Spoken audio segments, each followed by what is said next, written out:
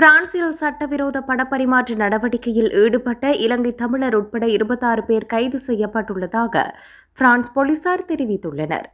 பிரான்சில் 28 வீடுகள், 10 கடைகள் மற்றும் வியாபார மையங்கள் சோதனையிடப்பட்டுள்ளதாக தெரிவிக்கப்படுகிறது. இதன்போது 11 மில்லியன் யூரோ பெறுமதியான கருப்பு பணம் மற்றும் தங்க நகைகள், சொகுசு வாகனங்கள் உட்பட பெருமளவிலான சொத்துக்கள் கைப்பற்றப்பட்டுள்ளதாக அறிவிக்கப்பட்டிருக்கிறது. கைது செய்யப்பட்டவர்களில் ஆட்கடத்தலில் ஈடுபடும் வலையமைப்பின் நிதி மோசடிகளுடன் தொடர்புடையவர் என சந்தேகிக்கப்படுகிற தமிழ் மதகுரு ஒருவரும் அடங்கியுள்ளார். பாரிஸ் புறநகர் பகுதியாகிய சென்டனியில் அமைந்துள்ள தனது ஆலயத்தை நிதி வசூல் செய்யும் நடவடிக்கைகளுக்கு பயன்படுத்தி வந்துள்ளதாக தெரியவந்துள்ளது. இந்த வலையமைப்பில் தங்க ஆபரண இடைத்தரகர்கள் சிலருக்கும் தொடர்புள்ளது எனவும் அவர்களில் சிலரும் சிக்கி இருப்பதாகவும் கூறப்படுகிறது.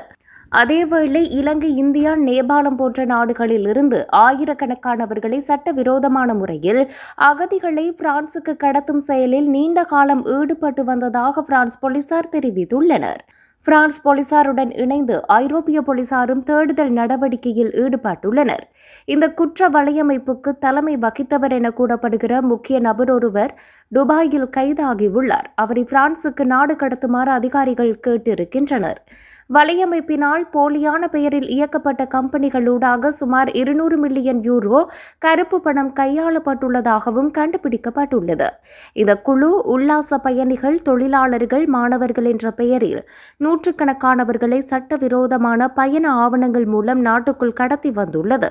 அதன் மூலம் பெற்ற பெருந்தொகை கருப்பு பணத்தை சட்ட ரீதியானதாக மாற்றுவதற்காக மோசடியான பெயரில் கம்பெனிகள் பதிவு செய்யப்பட்டுள்ளமை விசாரணையின் மூலம் தெரிய வந்துள்ளது.